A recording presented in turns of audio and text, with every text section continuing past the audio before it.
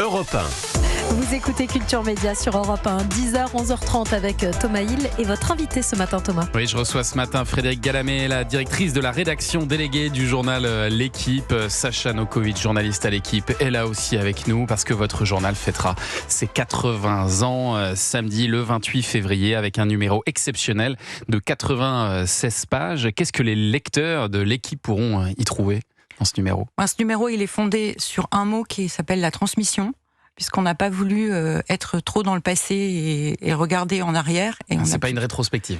Non, c'est un mélange de notre passé, mais on n'a pas voulu être prisonnier de la nostalgie. On a plutôt considéré qu'il fallait être dans l'énergie. Ouais. Et donc, on a convoqué, entre guillemets, plein de champions et championnes, ou de gens qui sont retraités mais engagés dans le sport, et aussi des jeunes. Et donc, on a commencé par Zinedine Zidane. Quand même. On a monté une exposition éphémère au 8e étage de notre journal où il est venu, et à travers toutes les photos qui ont été exposées, il est revenu sur ses 80 ans de sport. Ensuite, on a fait venir Marie-Josée Pérec et Amélie Mauresmo qui ont échangé entre elles sur ce que c'est le sport féminin aujourd'hui et la transmission à des jeunes. Et après, on a monté au gré des derniers mois plein d'entretiens, de rencontres. Par exemple, on a rassemblé 24 champions marins qui sont tous des enfants de Tabarly. On a fait une photo extraordinaire à Lorient. On a rassemblé 9 champions olympiques français de judo dans l'histoire, qui ont posé aussi pour une photo cœur, qui était une des photos mythiques de Paris 2024, qui avait fait la une. Ensuite, on a rassemblé Nadia Comaneci et Simone Biles. Comaneci, ce sont les 10 ans de son 10 au bar asymétrique à Montréal. Et Biles, elle, c'est la championne qu'on connaît d'aujourd'hui. Et toutes les deux sont aussi très engagées dans le sport, et au-delà du sport. Parce qu'en fait, ce qu'on a voulu montrer, c'est que l'équipe, aujourd'hui, ce n'est plus seulement des résultats, c'est plus seulement des matchs. On va hors des terrains, des stades, des piscines, et on va vers la société, puisque le sport de plus en plus est dans la société. Et le hors-série veut montrer ça, tout en ayant sa partie de champion, de joie. C'est ça, et vous parliez d'un grand champion, Zizou. Tout le monde se souvient notamment de cette une mythique du 13 juillet 98 avec ce titre Pour l'éternité. Pour l'éternité, vous l'avez acheté, j'imagine. Bien sûr. Qui est en une de cette une, justement? Vous vous souvenez? C'est Zizou, non? Non, il y a Zizou, toute l'équipe de dos, Georges KF et Emmanuel Petit. Ce sont les 3 joueurs. Oui, c'est ça, les 3. D'accord. Et alors, ça s'est vendu à 1,6 million d'exemplaires. Ce numéro-là, ça a été un tournant aussi pour votre journal, j'imagine. Ça a montré que on était vraiment dans la société. On était dans le cœur des gens, on le savait. Et pour la petite histoire, cette une, elle avait fait jaser parce qu'il n'y a pas la Coupe du Monde dessus. Puisque comme on savait qu'on avait un énorme tirage, on ne pouvait pas attendre la remise de la coupe. Donc le journal était bouclé à 23h ce soir-là, là où d'ordinaire c'est minuit et quart, et on est parti sans la Coupe du Monde. En revanche, en 2018, la Coupe du Monde, elle était sur la une. Elle était présente. Et alors, vous la connaissez particulièrement bien, toute cette histoire de l'équipe, Frédéric Galamé, parce que vous avez été aux premières loges, alors pas pendant 80 ans, mais tout de même 32 ans. Ça fait 32 ans que vous êtes à l'équipe. Comment est-ce que vous avez vu votre journal évoluer au fur et à mesure des années? Déjà, il a évolué dans son format. Avant il fallait écarter les bras énormément pour lire l'équipe. Fallait pas avoir de voisins dans les transports en commun. C'est ça. En fait, depuis 2015, il est tabloïd. Et ensuite, ce qu'on a vu, c'est qu'il a fait ce que je vous disais tout à l'heure, un pas vers la société. Il accompagne le sport là où le sport va, en fait. Donc on continue à raconter le sport, à écrire sur le sport, on continue à donner des résultats, notamment sur notre site, puisqu'on a été les premiers à avoir un site en 98 en même temps que la chaîne de télé. Donc ça montrait déjà une vraie modernité. Oui, et c'est vrai que le numérique a forcément fait évoluer un journal comme l'Équipe, parce qu'avant on lisait l'Équipe pour avoir les résultats sportifs. Or aujourd'hui on les a en temps réel sur notre téléphone, donc on n'a plus vraiment besoin de l'Équipe pour ça. La base commune, c'est qu'on reste auprès des champions. On essaye de les accompagner, on les prend quand ils sont jeunes et on les accompagne dans leur carrière. Et en fait maintenant on va les accompagner aussi au-delà de leur carrière, puisque de plus en plus ils sont sollicités ils font du business, mais ils font aussi des choses culturelles. Ils ont un vrai engagement sociétal. Et nous, on les accompagne là-dedans. Et c'est là l'étape qu'on a mis en place depuis quelques années et qu'on veut vraiment développer. Est-ce que au cours de ces 32 années que vous avez vécues, la rédaction s'est féminisée? Parce que vous êtes un exemple, vous êtes la première grand reporter titulaire au service foot en 1994, première rédactrice en chef en 2013 seulement. J'imagine que ça n'a pas été simple quand même de vous faire une place dans une rédaction qui est plutôt réputée historiquement très masculine. Elle est toujours masculine en majorité, mais quand je suis rentrée, c'était compliqué. C'était l'époque qui voulait ça.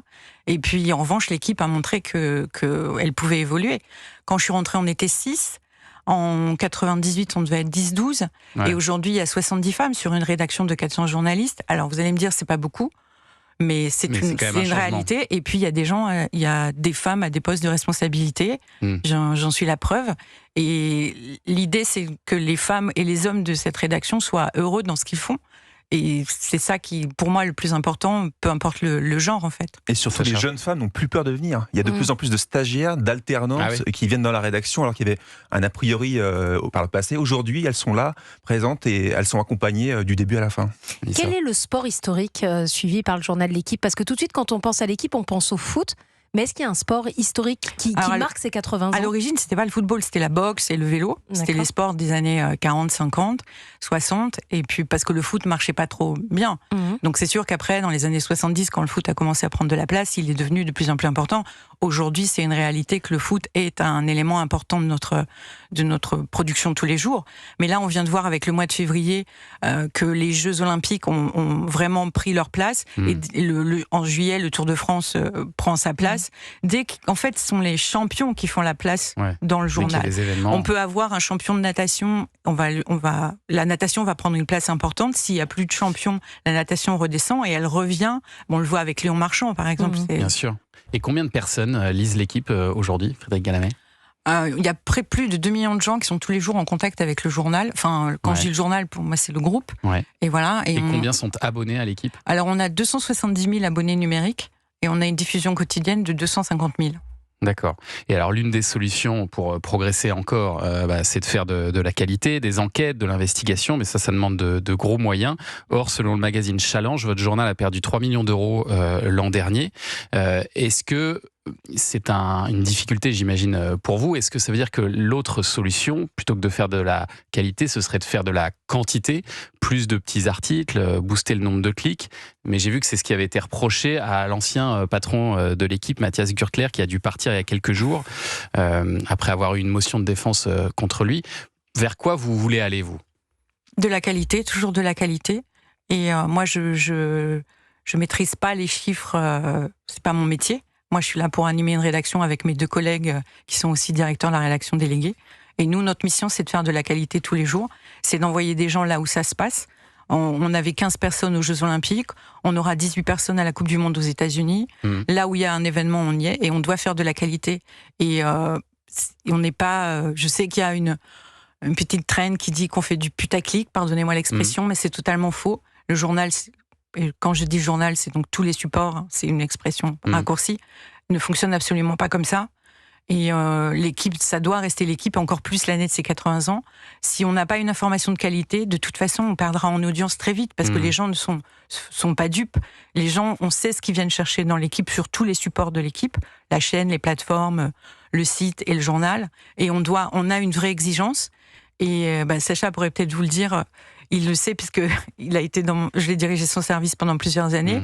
L'exigence, elle est chevillée en nous, quoi. Voilà. On vous demande pas de faire du clic en permanence? Non, de toute façon, il y a la concurrence énorme des streamers, notamment aujourd'hui, d'autres sites de sport qui sont créés. On est le seul journal parmi nos voisins européens à avoir un quotidien national dans notre pays. En revanche, il y a la concurrence du numérique, des streamers, des athlètes qui communiquent eux-mêmes sur leurs réseaux sociaux. Donc, si on n'est pas bon sur l'information et sur le recul et le reportage et le grand récit, de toute façon, on est doublé par les autres. Et donc là, maintenant, vous êtes 3 à diriger l'équipe. C'est un triumvirat qui a vocation à durer. Oui. On a été confirmé. On a été nommé en novembre dernier et on a été confirmé en février. Et c'est pas plus mal, je pense, même si c'est vrai que c'est atypique. Mais est-ce que l'équipe a toujours fait les choses comme tout le monde? Je ne crois pas. C'est pas mal que ce soit une équipe qui dirige l'équipe. Et c'est pas plus mal parce qu'en plus, ça fait 3 temps de cerveau disponibles. Et ça fait aussi 3 fois plus d'idées. Ça fait aussi 3 fois plus de temps à consacrer aux gens que nous dirigeons. Parce que 400 personnes, c'est beaucoup. Et aussi, on espère 3 fois plus de qualité.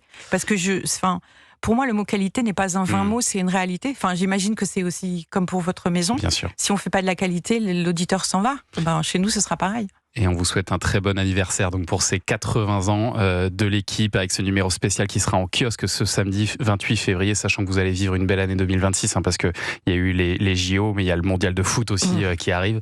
Donc ça devrait porter votre année des 80 ans. Merci beaucoup Frédéric Galamé d'être venu ce matin. Et Culture Média, Thomas, il continue sur Europe 1 juste après les infos de 10h30. Oui, elle est là, elle est arrivée, la chanteuse du moment, Elena, qui vient nous voir pour la réédition de son album, sa grande tournée aussi. Elle va chanter en live